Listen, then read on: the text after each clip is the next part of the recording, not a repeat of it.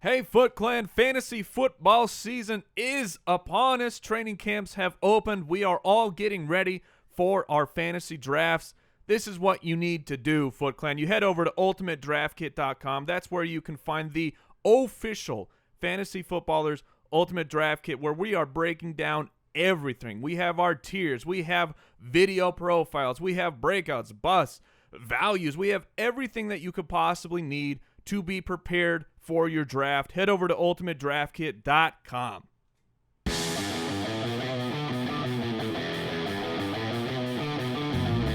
Welcome to the Fantasy Footballers Podcast, coming to you from the FantasyJocks.com studios with your hosts, Andy Holloway, Jason Moore, and Mike Wright.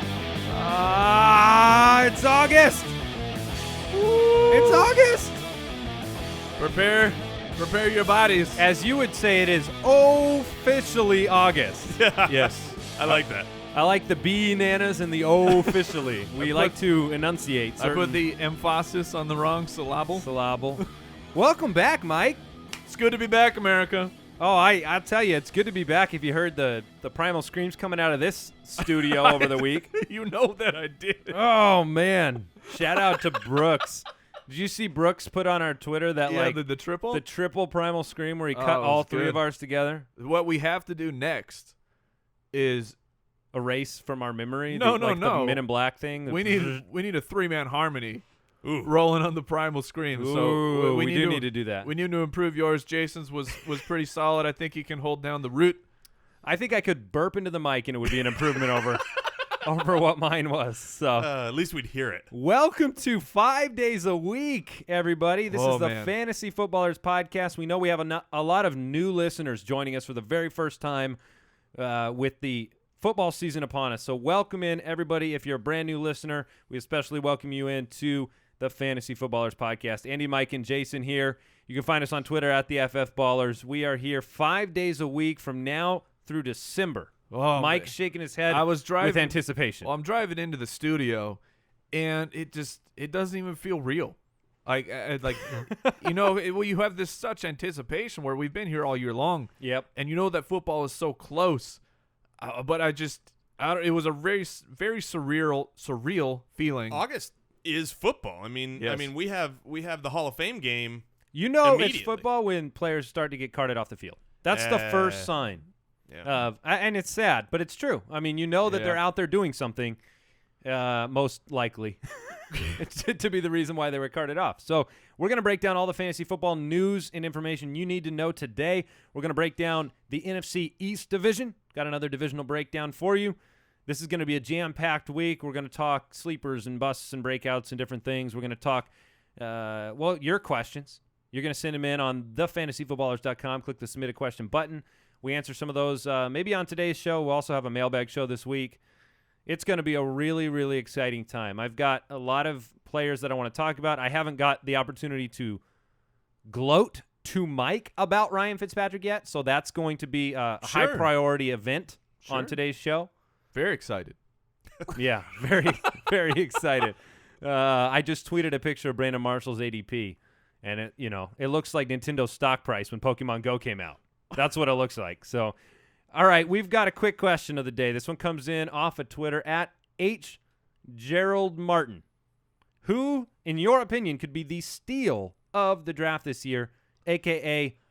late round gold? Late round gold. I feel like those are different questions in a way. And let me explain, because I think that the steal of the draft is going to be some guy like a DeAndre Washington who gets drafted late. Latavius Murray goes down ahead, and he wins you the season. He was the late round steal of the draft. But when I'm looking for gold and thinking like, okay, who is going really, really, really late? That's just way out, like you shouldn't be able to get this person so late. That's kind of what I take as gold. So that's the question I'm going to answer. Sure. Ignore his question because he meant them as the same thing, but okay. Well, then I'll give you two. DeAndre Washington is a great late round gold type of guy in case someone in front of him goes down. But without someone in front of him going down, I'm going to stick with the running back position because people are going so wide receiver heavy early. So I think late in the draft they need to find that running back.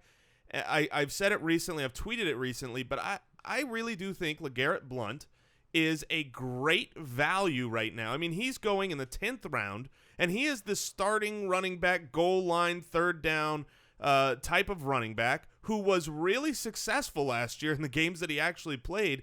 We forget that. A lot of double-digit performances. Yeah. Jason, you convinced me this. You brought me to the books. You showed me the stats. You got rid of the bad taste in my mouth for Blount. It's not somebody I want to lean on, but you don't have to lean on him in the 10th round. That's the point. That's the exact point, is that in the 10th round, you can get a guy who's probably going to score 8-9 touchdowns We this just year. added him to the Ultimate Draft Kit, did we not? We sure did. As a sleeper? Yep. Yeah. I'm going to bring up a name that I have not brought up as a kind of a late round steal or value that I think I'm going to start talking more about. And it's Sterling Shepard. Sterling Shepard is a guy who I think he's in the 8th round. I think he's got a little bit of that bump up because of that rookie hype. I mean, 8th round, right? And I think this guy might legitimately be a wide receiver 2-3 bubble guy all year long. I think that he's going to be integral to that offense. That offense passes the ball so much. Short passing game. Not every ball is going to Odell Beckham Jr. And so I really like the upside of Shepard. I don't think Cruz's impact is going to be much, if anything. He's at a point where I see him contributing the way Roddy White contributed last year. Sterling Shepard's a guy I'm gonna look to acquire. Some teams and some coaching staffs make a big difference when it comes to allowing a rookie to be involved, right? I mean, the reason I like Tyler Boyd, right? But we know Marvin Lewis does not really let his rookies off that leash. But we saw a couple years ago with Odell Beckham, and part of that was Odell Beckham. But we know the Giants are not afraid to say, hey, you're the starter. You're going to get 100 targets year one. And I'm shocked to hear you name that name because this weekend I moved him up my board quite a bit. Well, the thing is it's not even – I mean, the coaching staff has turned over since the Odell Beckham Jr. breakout, but Eli hasn't. And Eli is the one who had the confidence in Odell Beckham Jr., and I think he'll have confidence in Sterling Shepard based on all the reports I'm seeing about him. I think he will have an impact in half-point and full-point per reception leagues.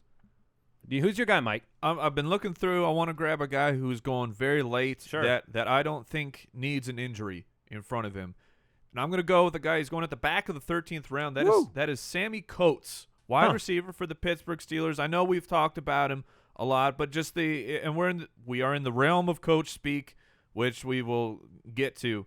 But the news out of Sammie Coates in camp has been great. He's in amazing shape.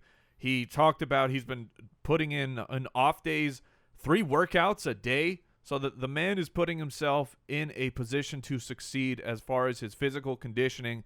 And then you have Marcus Wheaton, who is considered he's the most likely guy to be the number 2. But even like the last quote from Wheaton is, I don't really know what my role in the offense is going to be. And maybe he's just, being a humble guy, whatever. But to me, Sammie Coates is a tremendous athlete. He's still kind of raw as a wide receiver, but with the Martavis Bryant situation of him being suspended all year long, and you have Coates, who is a very comparable athlete who could fill that role possibly for Bryant. So that's where I'm going to go. Extremely late, could outplay Wheaton this preseason and take over that number 2 job. All right, we're going to jump into the news and notes. Before we do that, I want to remind everybody about jointhefoot.com, our fantasy football community, where you can get an extra episode. Like if 5 is not enough for you and you want 6. Never enough. You want to overload your fantasy football brain. You can get an extra episode every week over at jointhefoot.com. We also have a giveaway that's taking place in 3 days where we're giving away an autographed Demaryius Thomas jersey from pristineauction.com. We're giving away a bunch of gear from fantasyjocks.com. We're giving away a listener league spot in our official listener league. You just throw that in like it's one in a list. Well, it was one in a list is the reason why. Fair enough, but it's a big one. It is a big one.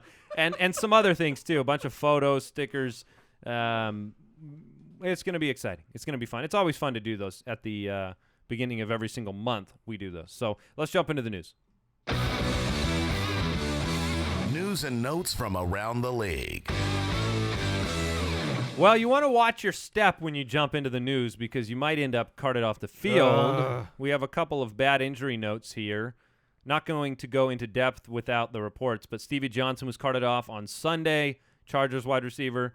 Eddie Royal got news this morning that he was carted off, and that's literally all the news I have, that Eddie Royal was carted off. There's a little bit more news on Stevie Johnson specifically. It's official that he tore his meniscus, and it was on a non-contact injury. So is he out now? It is not clear whether that's out for the season, but it's clearly very bad.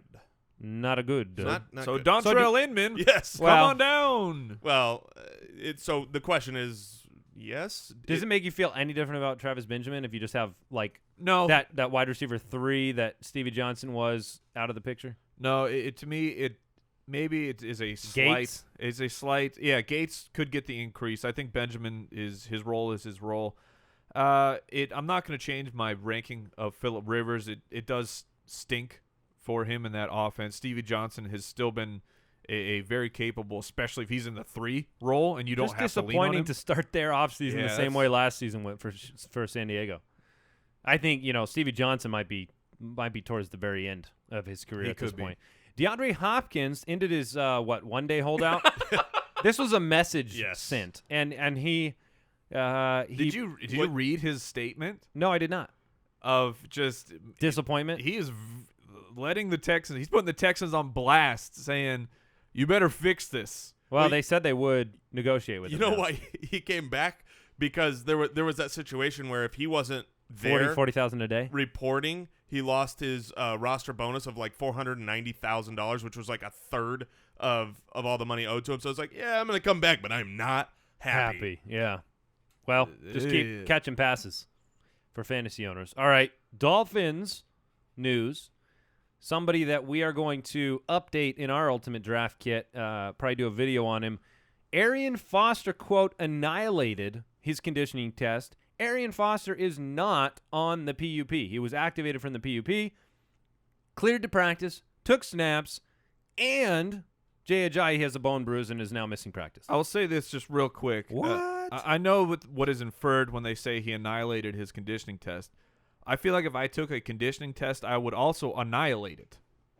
It would be a negative annihilation. We're going to see that on the 9th, Mike. I'm just saying that using the word annihilated could go either way. It's a strong word. Yeah, I prefer them to just tell, non-hyperbole. He murdered his conditioning test. But the news here is that Arian Foster has recovered from an Achilles injury. What is happening? And I know there's debate here in the studio. We should not overlook injury history ever, much less a guy coming off an Achilles that has a huge injury history.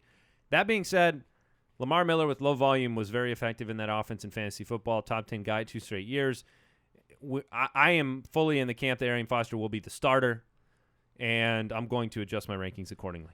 Thoughts? Yeah, I think he will be the starter. He's the best back there. If he is healthy and he's recovered, one of the things that we've known from Arian Foster's career is while, yes, he is very injury prone, he is great at coming back from injury, right? Like every time he gets back, he goes right into it, and he goes right into the next injury. No, but he hits the field. He's productive whenever he plays. But he will have another injury. I mean, I could not, in good conscience, stat him out as a 16-week starter. I just couldn't do it. How many weeks would you do? I'm curious. 10? 10 is where I'm going to probably stat him out for. So, I think he'll end up rising. Like right now, if you're drafting today, Arian Foster is a great value because his stock hasn't risen to where it's going to rise over these next few weeks when he is getting first-team reps and he is clearly the guy and he is clearly healthy. Then all of a sudden, he's going to start sneaking up way too high. Well, you might be right. I think Arian's going to end up as one of those guys that he seems to be now, which is he might win you a bunch of weeks. He's not going to be like the foundation of your team.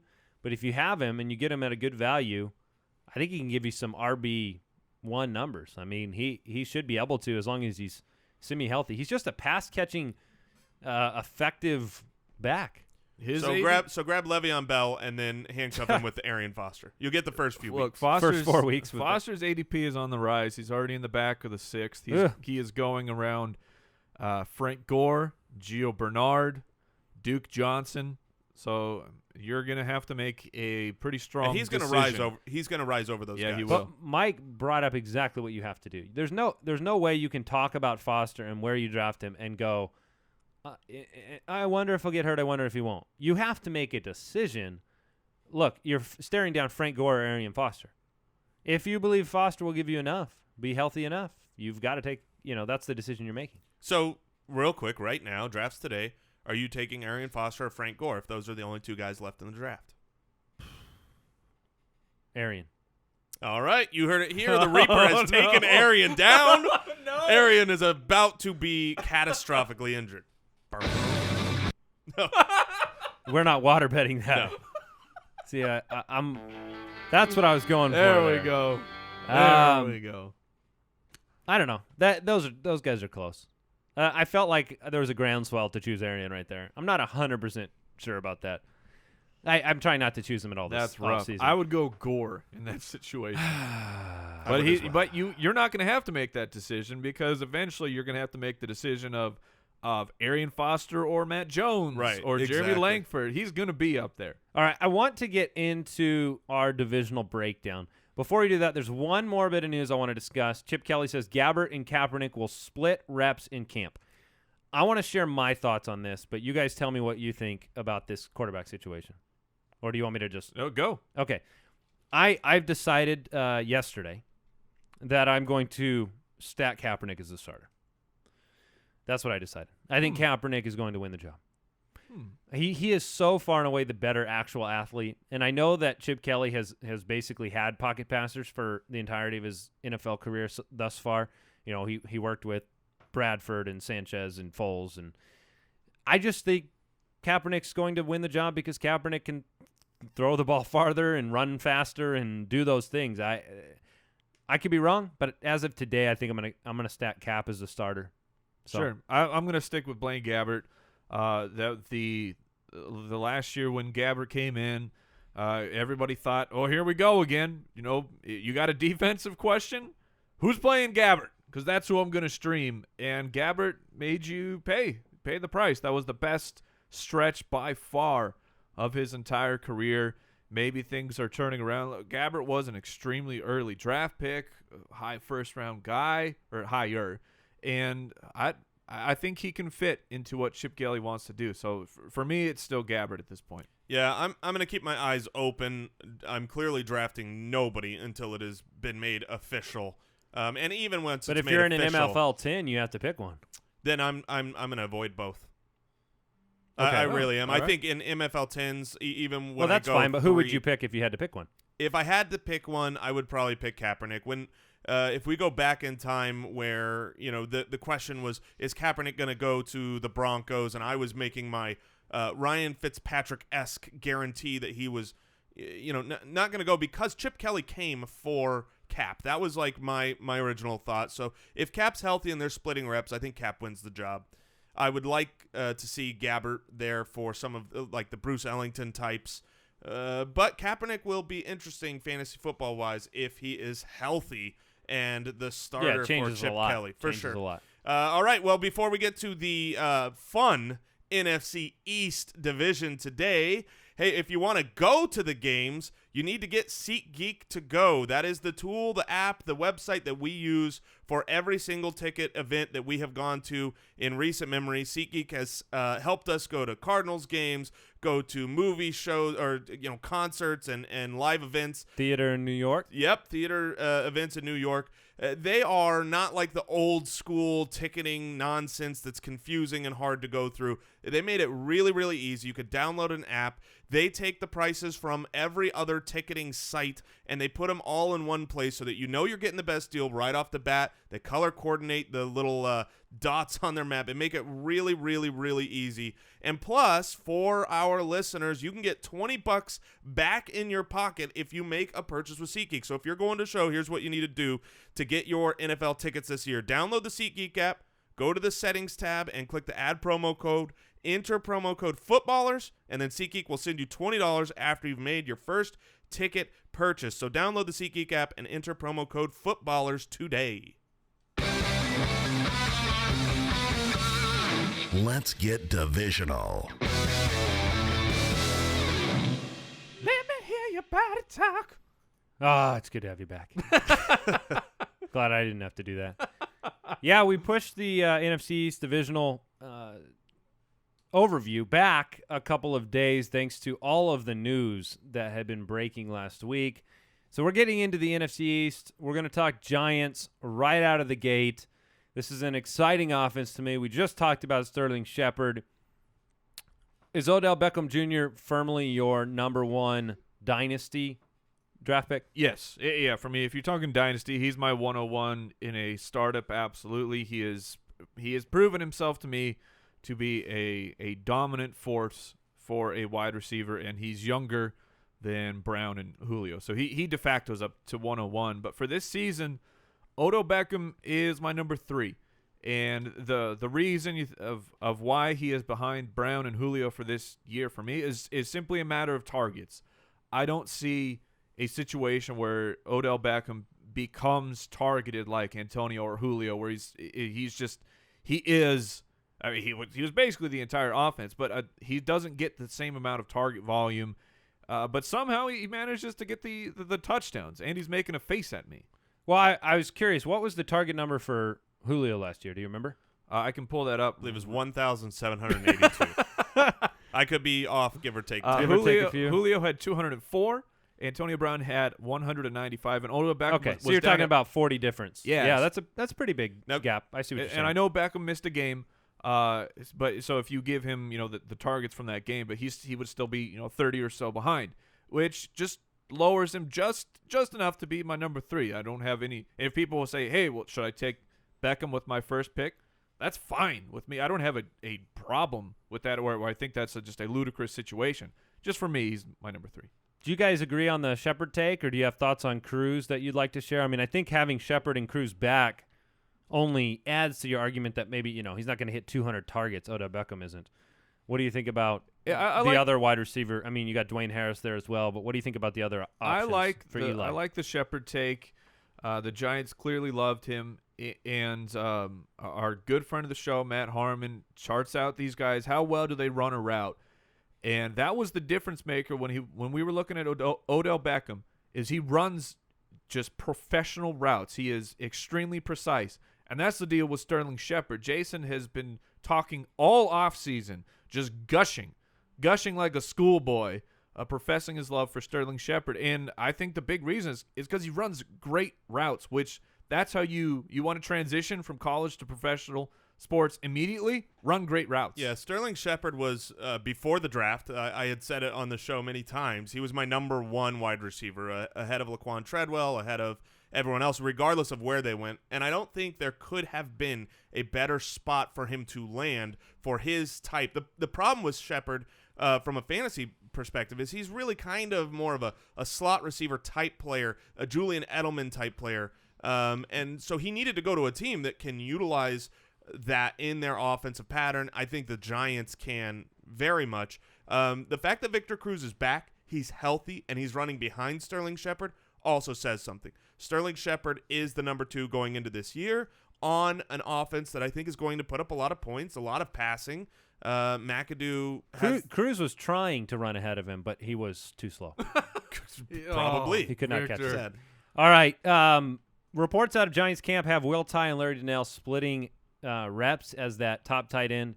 I'm of the Will Tye camp. I think I've seen Donnell bobble too many passes over the years and be kind of like an athlete that doesn't know how to turn left and right without a turn signal. So to me, I like Will Tye. What do you guys think about the tight end situation? For me, it's going to be Will Tye when it comes down to it. He was spectacular when he came in. Once he finally got the starting position, about halfway through, he became a low-end tight end 1. And you're talking about a situation for fantasy football. I'm going to look him up real quick. Does this end up as a mess, though? Could they both? I don't think so. I don't think it ends up as a mess. I think that Will Tye passes him. I think that Eli Manning has shown just a strong history of using the tight end in his offense. And I'm looking here on Fantasy Football Calculator searching for Tye. I can't find him. That's how free Will Tye is. He's so free right he now. Cannot be found. And so it's just I think Will Tye is great. If you watched him play last year, you could see that he made an immediate impact on the game. I'm trying to pull up his numbers. There's not many rookies at the tight end position that can come in and make an impact. I mean, we've said that before. It just doesn't happen very much as an undrafted free agent type And he of wouldn't guy. have without an injury. Right. He got the opportunity, and he showed that he was good. I believe that in this offense, if there is a starting tight end where he's the guy playing 90% of the snaps, tight ends usually are on the field. You know, when they play a very high number. If those guys end up splitting and end up, going 50-50, then there's not going to be fantasy output that you can rely on. But if one of them takes the role, which I think Will Tye would be the guy if one of them takes it, then he's – I'm really excited about the tight end in this offense, like you said, if that's the situation. Yeah, they use him in the red Reuben zone. Randall's not there anymore. You've got Shepard, but, I mean, who are you targeting in the red zone? The big guy. The big guy. Will Tye, from week 10 through the end of the season, was the number 9 tight end for fantasy. Yeah, you have him 11 right now. I have him 15. Jason has him 20, probably reserving opinion for the camp battle. All right, this was an offense that was very good at protecting Eli last year. So, and I think which was a big surprise. Yeah. If you remember coming into the season, they had some injuries on the offensive line, and it was panic was in the air, but they came together, and I think that really showed for my man. I still believe in you, Rashad Jennings. Yes, you do. Who was the number 4 overall running back for the last quarter of the season, because they took a look and they said, are we getting it done when we just keep giving a carry to this guy, then a carry to this guy? They had a 4-man rotation there I'm gonna put at one point. I'm going to put you on the clock, Mike. Rashad Jennings or TJ Yeldon? Jennings. Rashad Jennings or Danny Woodhead? Ooh, is that PPR? Let's call it half. Oh, yeah, I'll still go with Jennings. I'll go with Jennings. Last there. one here. Rashad Jennings or Justin Forsett? That's tough. What's your take on these, Jason? That's a tough one. I got me some Justin Forsett there.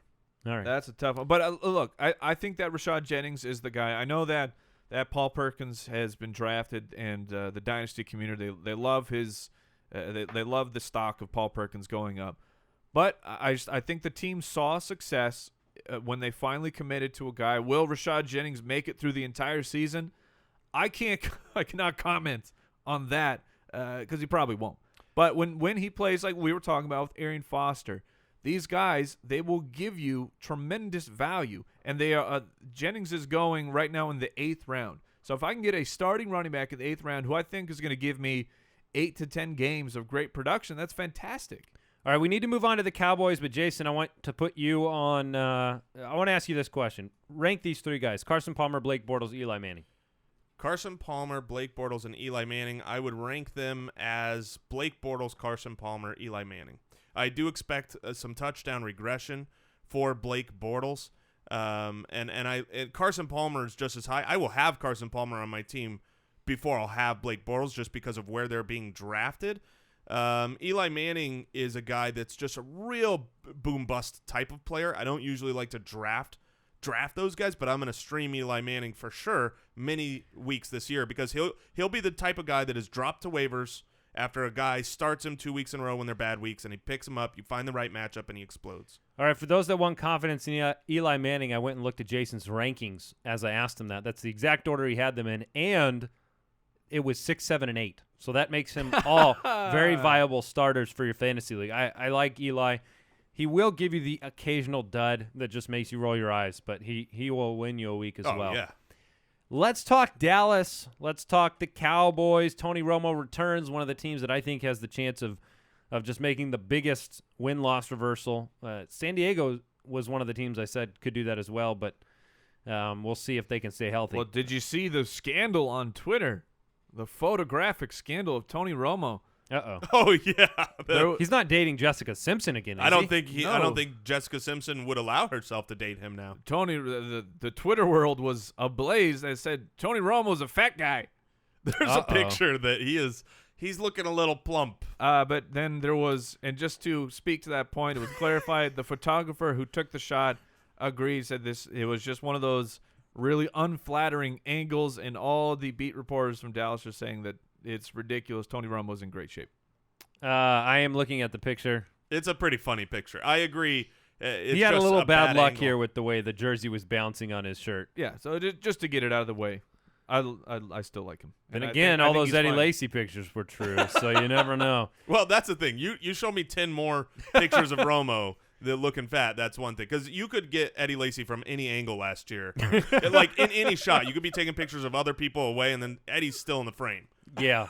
Yep. Oh, come on. All pictures from Packers camp involved Eddie Lacy was in all of them. Somewhere. All right. Dez Bryant, Terrance Williams. If I had to choose a late-round guy that wasn't Sterling Shepard, Terrance Williams might have been in the mix.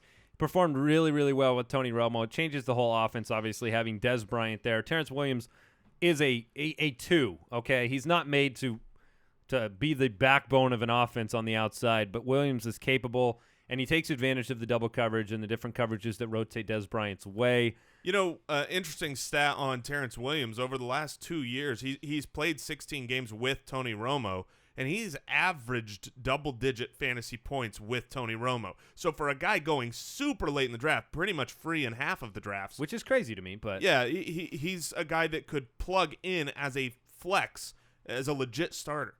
all right, let's spend our time now talking about, well, did you want to talk about Dez? No, we can get back to Dez. The guy that I actually want to talk about, the old man on the team. I want to talk about Jason Witten, the tight end, the old reliable Iron Man tight end, and that is because I think he's still a possible late-round option. Last year, Jason Witten had 77 targets. You know who else had 77 targets? Greg Olsen. Greg Olsen. Now, I know there was a huge discrepancy as far as yardage, but there was garbage quarterback play last year for Dallas. Jason Witten averaged 9.3 yards a catch. He's an 11-yard average on his career. So we're talking a difference of 2 yards per catch. I think that the targets will still be there for Jason Witten. I think he is an absolute. He won't be hurt. No, he will not be. And even if he's hurt, it doesn't matter. You think he won't miss games. You think the lacerated kidney problems of Andrew Luck and Keenan Allen would keep Jason Witten out? He'd rip it out. He'd pop in a new one. Jason Witten is on the sideline. He'd pull it out and he'd say, I don't need this. Yeah. Oh, I hurt my spine. Let me get rid of that. I'm still coming out here. Yeah, I think he's a PPR option late. Look, I've moved last week when you were gone. I moved Antonio Gates up significantly. Yes. You had him very high already, which I saw. Jason Witten is somebody that you can, if you want to punt tight end and grab Jason Witten, you're going to be fine. in a PPR especially, and those numbers Mike was talking about, they weren't targets, but they were receptions. It is a good point that both him and Greg Olsen got 77 receptions. I expect Jason Witten to have more receptions this year, not less. All right. With So, Tony Romo. it's impossible to go back and look at Dallas's offensive numbers last year and let them give you any indication of what you're expecting this year because Tony Romo was out. You had a lot of different situations, and now you've got Ezekiel Elliott coming into the fold, who I think will be a very, very high-volume back. I think there's honestly, as silly as it is, I think he's very safe. Yeah, I have been, I think, one of the guys that have issued the most warning statements on Ezekiel Elliott. Just in the fact that, look, we don't know how that split carry is going to go. We're assuming, the 2014 DeMarco Murray, which I think is hard to do. It's hard to just say, yeah, they're going to do that because they did it once. All of that being said, I am rising on Ezekiel Elliott more and more ever since the Le'Veon Bell injury, where I feel like my tier 1 of running backs disappeared because it was him. I'm looking at who's left and who I want to get, and I feel like he's just as good a value as any other top running back. You can make an argument for him over David Johnson. You could make an argument for him being the number 1 guy.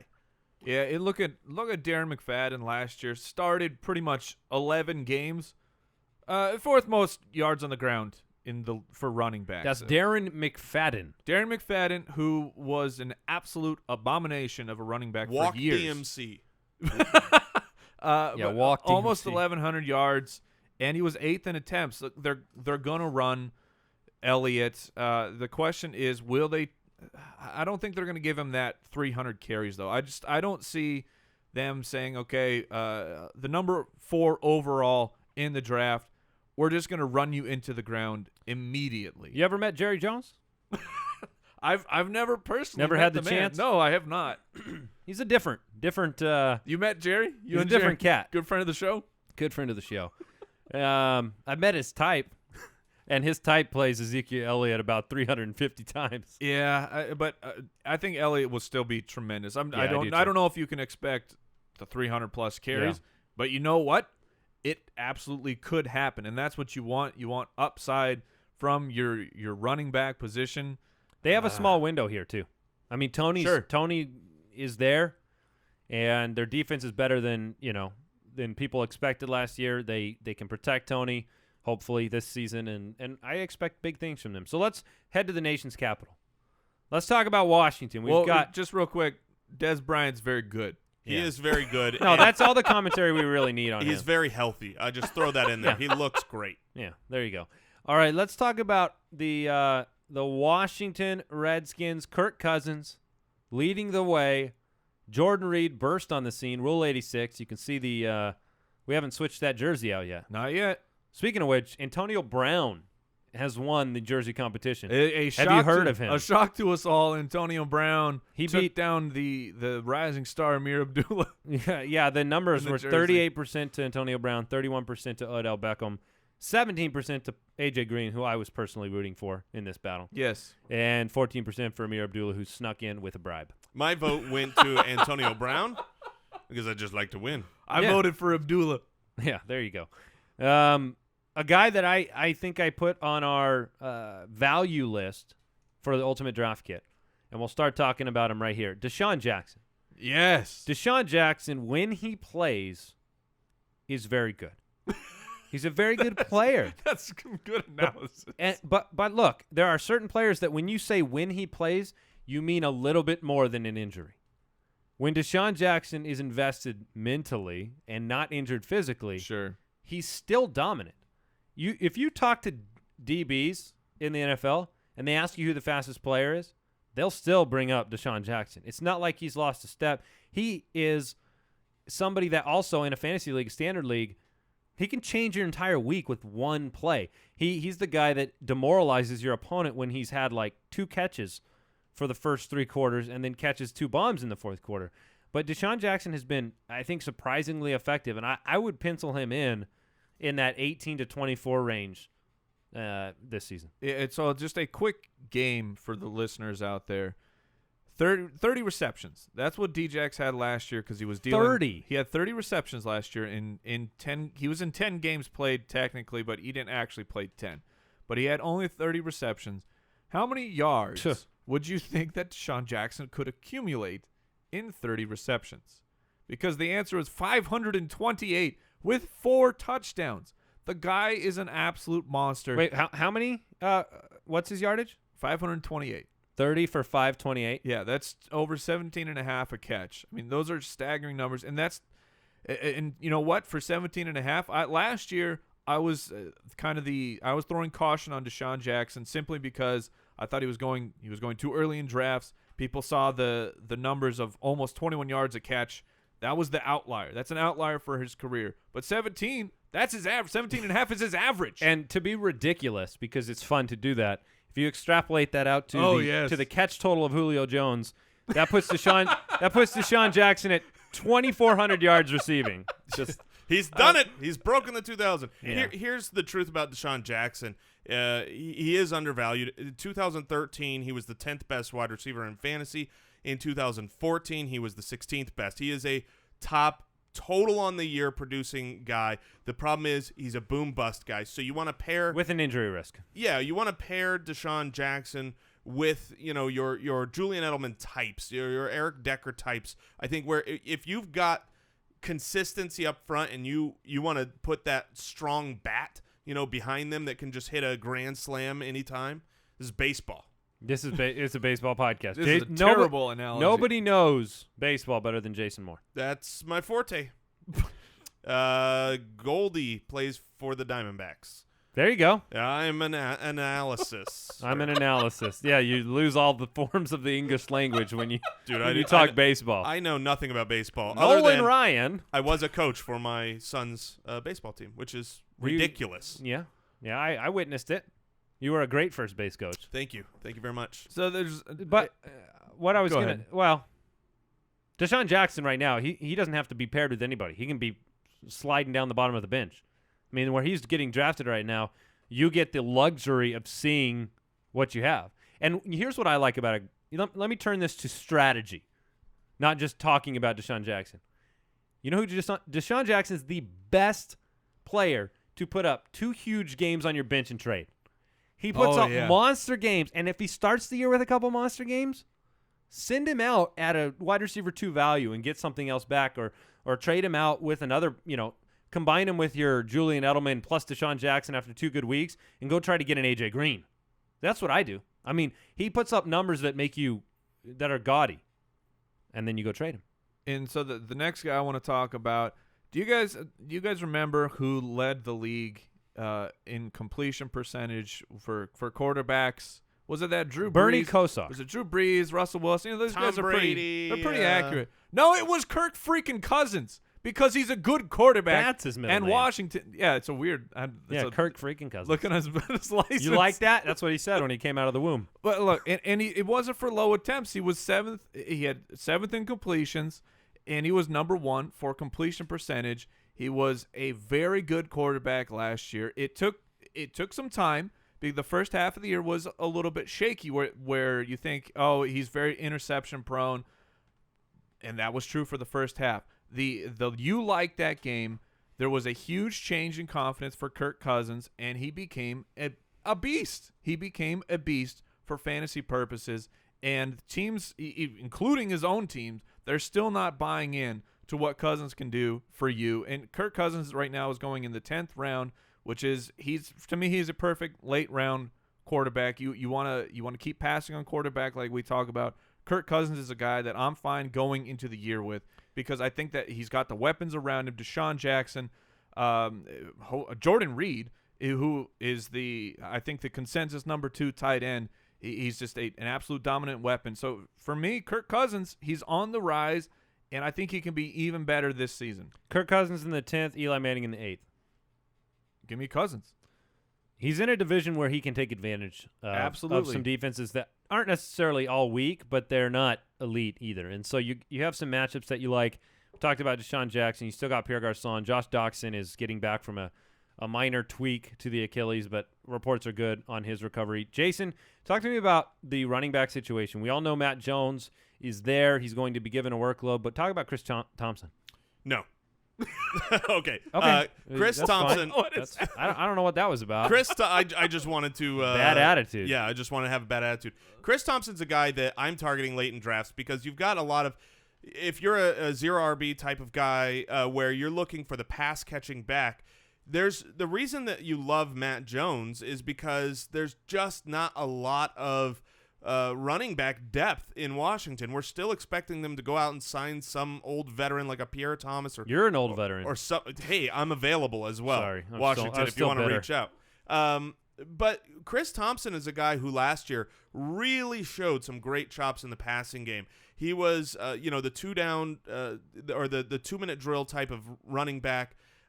He had some injuries, but he is back. He is healthy right now, and he's in a good position to surprise. And if you're in a PPR setting, I mean, you talk about how high these guys like, your Charles Sims or your Danny Woodheads, how high they always surprise where they perform at the end of the year. And Chris Thompson is free, and he's one injury away from being forced into a workload that, while I wouldn't love for him to have to do that for 16 weeks. He represents, and this is kind of the strategy of the 0 RB, he represents a guy that mid-year can take a huge jump in value, because late-round running backs usually are the guys that see their value rise over the season as opposed to fall. The early-round running backs are the guys that usually have their value fall as they get injured. So Chris Thompson's a name to watch that doesn't get talked about a lot. And also Keith Marshall is there at the running back position, and apparently he's healthy right now, which is rare. Well, I was going to ask you, would you take the flyer on Marshall, or would you rather just have Thompson? I would rather have Thompson because he's already in that role. I look for him late in deep drafts. Usually he's going to go undrafted. I think there's guys that I do like a little bit better. And so if it's a normal redraft, 5 bench, 6 bench, I'm not going to be drafting Chris Thompson, but you have to pay attention to him if he comes out of the gate strong, because he could surprise us here. You don't get to talk about any Redskins, Mike. I already did. You I don't talked want him to about talk about Jordan Reed? I talked about Kirk Cousins, but I'm going to shift the conversation over to Jordan Reed. More just, where are you comfortable taking Jordan Reed in a draft? Third round. We know that he can be dominant. Okay, so it's the third round. That was. Oh, you're kind of opening that up to more of a like we're not deciding right now. I thought you were. Yeah. See, I'm not used to being on the other side of the question, so I thought you answered it. Mike What was I supposed to do? Mike is tickled. Hold on. Try it again. I was trying to. No. Like, Ask the question. where would you be comfortable taking Jordan Reed in fantasy drafts? Wait, I didn't need you to him and haw. I was going to, like elevate. I I'm starting to lob the pitch so that it's just easier to knock down. But I mean, you just chopped it. You chopped it down got like another Paul Bunyan. There's a lot of people out there that don't feel comfortable with Jordan Reed. Right now, he's going in the 4th. Next. Yeah. But here's a couple stats that are interesting. Jordan Reed, and we've got an article coming out soon on the site to kind of compare him and Gronk. I will just say this. Jordan Reed played one less game than Gronk last year. And Gronk is a consensus first round. Now he's kind of, with the Tom Brady news, fallen to the second round. In one less game, he had 15 more receptions and the same number of touchdowns as Gronk in one less game. Oh, yeah. Okay, sure. That's Great. It's a great stat. Thank you. I will say this. You asked where he would go. I would be fine taking Jordan Reed in the 3rd. I'd be much happier taking Travis Kelce later. Yeah. Yeah. I've been passing on Reed. I think Kelce has a 50-50 shot to beat out Reed on numbers this year. That's why 50? Yeah. Oh, I would say maybe 20%. Well, yeah, I mean that's. But so, Jason, where are you going to take? You said you've been passing on Reed. Where are you comfortable taking? I think he's a value in the 4th round, and that's where he should go. But most of the mocks that I've been doing and most of the live drafts I've been doing, I'm kind of with Andy in the sense that there are late guys that I don't have to. I like the guys that are in the 3rd and 4th round when it comes to running backs and wide receivers. I can get a guy who could be a stud for the year, and then pair him with a guy, I think Kobe Fleener could be right there with Jordan Reed. I think Greg Olsen is as safe and sure a bet that I can get a little bit later. I think Eric Ebron could end up blowing up and being a top 5 guy, and he is so late. I always think that the ADP is broken with him. So that's why I pass on Jordan Reed. It's not because he's not going to produce for being in the 4th round, but I think I can pair another late tight end better with a high 3rd or 4th round running back or wide receiver and end up with a better team. Yep. Yeah, the difficult thing for me when I'm looking at the Jordan Reed decision is I'm with you. I like there's late round tight ends that I like that I think are capable, but if of anyone at the tight end position right now who you think it even has a glimmer of hope of being the number 1 guy that's not named Rob Gronkowski, it's Jordan Reed, which is why you have to pay such a premium for him. Fair enough. Yeah, I don't think Travis Kelce's outperforming Gronkowski. Right. And if you're right, if those numbers that you put out there, if he could replicate them, which I think is really hard to do, yes. even without help. Yeah, I just think those numbers are just very hard to replicate the way the season ended. But at least he showed he could do it. Yep. At least he showed he could do it. All right, let's talk Philadelphia. Let's go to the Eagles. Do we have a 16-game quarterback starter on this roster? No. No. I know. I knew the answer to the question. No. Yeah, there you go. No, you're supposed to say, I'm answering everything Andy Holloway-esque style from now on. Oh, yeah? Answer this one that way. How much do you like Ruben Randall? None. No. Ruben Randall, look, the Ruben Randall, kind of that sleeper buzz about Ruben Randall was building. Apparently he's running with the 2s again. Yeah, Ruben Randall given yet another opportunity and squandering it Rubened away. it. But you know what that excites Andy for his man. Oh, Nelson Aguilar coming into it. That is, please go to Twitter and share with Andy about how great a player Nelson Aguilar is, how much he loves him. Yeah. Oh. I think one of the biggest questions when it comes to the Eagles as a whole is whether or not they are a good team. Because you have – I mean that in a sense of like, is this a team – right now Vegas has their win total at 7.5. So let me ask you guys, Do you expect over or under on the 7.5? I cannot mark? believe they have it at 7.5. Wow. So you're very. I under. would take the under. I would bet my house. That's If you had told me it was 6.5, I would have been a little more trepidatious. I mean, you can get yourself 6 wins. But, man, 7.5, I'll take the under. Well, it's an easy division, one could argue. We don't know who is going to be the really good team there. Sure. I just don't, yeah. I mean, But the reason I bring that up is because I think you're going to see a tale of two different fantasy outputs from the Eagles. If they get off to a bad start and they're not a good team, you're going to see Sam Bradford pulled earlier. You're going to see the rookie come in. You're going to see more growing pains and rebuilding process. No, you're right. And a low fantasy output. Whereas if they get off to a good start and they're leading the division, which could happen, Vegas certainly says it could, then you've got a high fantasy producing team. And you look at a guy that Mike and I are high on in Ryan Matthews, and that makes a huge difference to me is, are they a good team winning games where their running game matters for winning, at the end of a game? You make the most compelling and important point about Philadelphia you could make. There's a difference between a fantasy team that is going to have a consistency at the quarterback position or one that has the potential to have that change in the middle of the season. We need to talk about Ryan Matthews. I know you guys are high on Ryan Matthews. Yes. Darren Sproles was just signed for a good chunk of change. $4.5 million. $4.5 million for a year. You mix the variable that Jason just brought up, which has always been factoring into my Ryan Matthews evaluation, with a rising Darren Sproles in the rankings. He's going to be used now. You don't pay a guy $4.5 million and not let him walk if he's not going to be your foundational third down back. Sure. And I think going to get some carries because Ryan Matthews is Ryan Matthews. Hasn't he already been banged up in camp? He is currently injured. He's currently injured. It was a small, I believe, ankle injury. He's expected to be back this week. You're going to need to change your Ryan Matthews rankings to be more in line with mine, Mike. I certainly am not. Well, we're not that far apart here in our rankings. Andy, you do have him the lowest. You've got him ranked 19th. So you've got him firmly in the middle of that RB2. He's making a note, lower Ryan Matthews. I'm a grumpy old man. And then, Mike, you've got him highest at 13th, which is still an RB2. And then I'm right in the middle, probably accurate, which is at running back 15.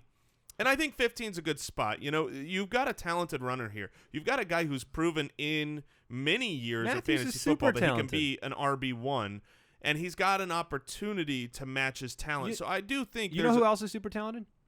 Jonathan Stewart.